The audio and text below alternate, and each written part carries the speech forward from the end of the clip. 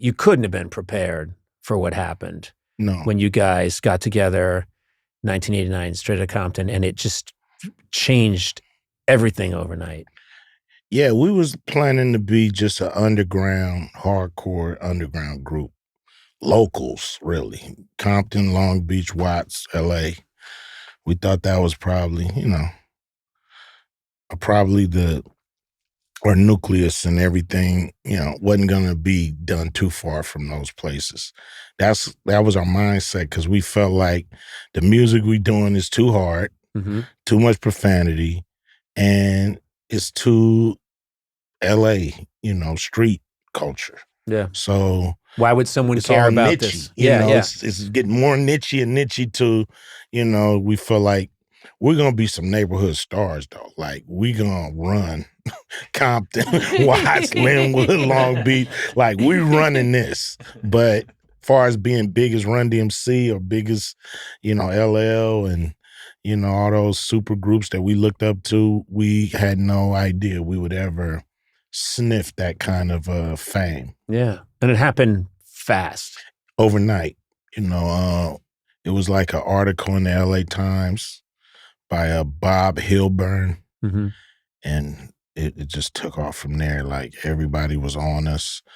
And we had some singles out, but when we put that album together, it just exploded. Then the record, Brian Turner at Priority Records calls us. You got to get up here. You guys got to get up here. What's up?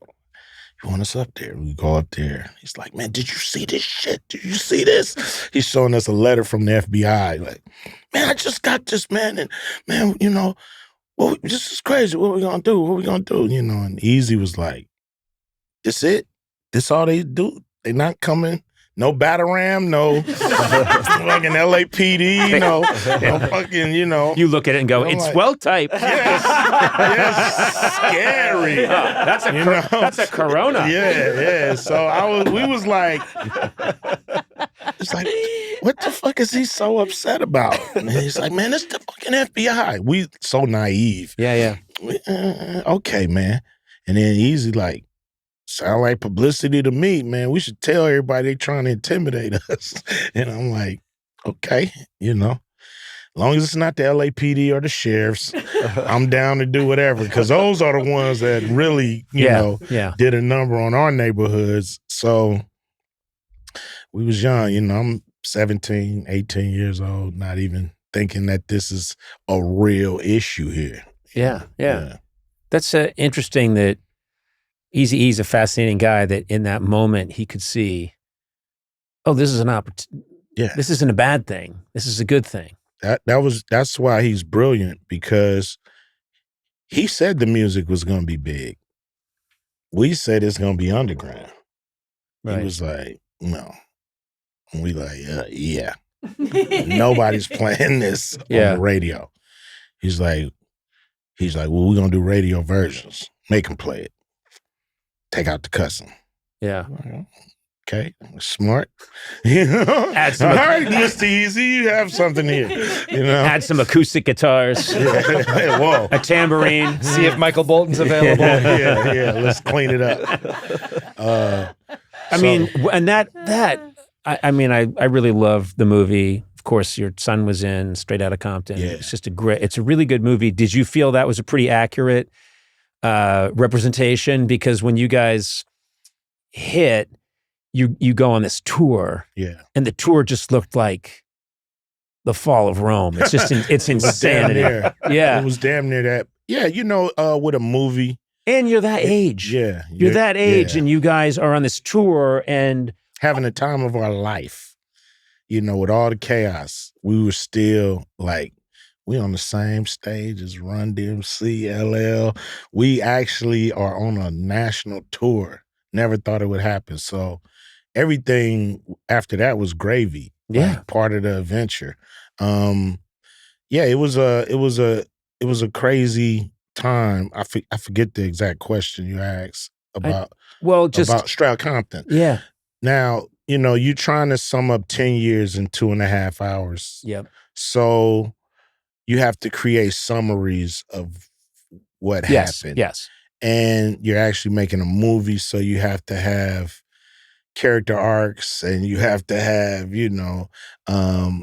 conflict sometimes that can be summarized in a very simple way. Yeah, and we tried to make a universal movie because, like, if you're not a fan of, a bitch is a bitch or fuck the police, why should you see an N.W.A. movie? And so we was like, okay, let's make a movie about brotherhood. Let's make a movie about, rags to riches, breakup to makeup, David versus Goliath, all these universal themes wrapped into our story, and that way we was able to get the public to really fall in love with the characters and care for them. Yeah. Even though the characters are actually us. Yeah. Yeah. But you're doing, given all those constraints, I loved the movie. Thank you. And we're proud of it. And I thought your son killed it. Yeah. O'Shea, he's amazing. With a movie like that, there's 1,000 ways to get it wrong and only a few ways to get it right. Yeah. And my son, I went to him early in the process and I'm like, hey man, this N.W.A. movie look like it's gonna happen. He's like, man, good for you, man. I'm happy for you. He's playing this game and shit. I don't even talk to you for real. He's like, all right, what's up? So I want you to play me. He looked back, he said, okay. I was like, oh, shit. That's it? Yeah, he's like, all right, I got it. I'm like, wait a minute, man. It's a process. Can't give it to you. You know what I mean? You gotta become an actor and audition and, like the powers that be at Universal have to grant you this part. I'm hearing video game noises while you're telling him all this. He like, I got you. I got. I said, okay. So I'm like, video game noises. I said, okay, I already opened my mouth. So I got to make him quit. Yeah. I got to make him say, I don't want to do this. So now I'm like, give me an acting coach. I want one in L.A., find one in New York. I'm going to send him everywhere to get better at this and see if he really wanted, or he's going to just, at some point, he'll be like, I don't want to go to New York, to act. Yeah. So he met with a couple of coaches and met with the one in L.A. and I said, so how's it going? He's like, it's going good. He's like, man, me and my group gonna get together. We're gonna do some improv stuff. I'm like, okay, he's falling in love with it. He's taking it serious. I'm like, well, I want you to go meet with this other person in New York. It's like, when you want me to go? I'm ready. So I'm like, okay, this dude is, and I was happy that he just got bit by the bug and he just started to, kind of fall in love with the process. And then I had to convince Gary Gray, when I told him, I said, I want my son to play me. He was like, man, God damn, Q. I thought we was making a real movie. I said, look. I said, we are making a real movie, man. I said, he's going to be great. Now, you're going to help him through this process like John Singleton helped me with Boys in the Hood. You going to help him? And he's going to be great. And he was like, man. So he was looking at me sideways till the auditions. So now the auditions are here. And my son got to go. I'm not there. I sent him. He got to do a screen test. Mm-hmm. I'm like, I don't want to have no influence on nothing. Right. Either you're good enough or not. And he gets there, and there's 4 other Ice Cubes there ready to audition. So now he's pissed. He's like, y'all trying to take this out of my mouth? So he really turns into Ice Cube and gets the part. Gary calls me, he was the best one. He's good, and they, I told you, I'm like, I told you, man, and now he's I mean, he's doing Star Wars. He's doing Godzilla. I can't get those damn movies. He's doing. It'd be great if you also auditioned to play Ice Cube, but he beat you. Yeah, he beat me and turned me down. So he's more Ice Cubey than you. Yeah.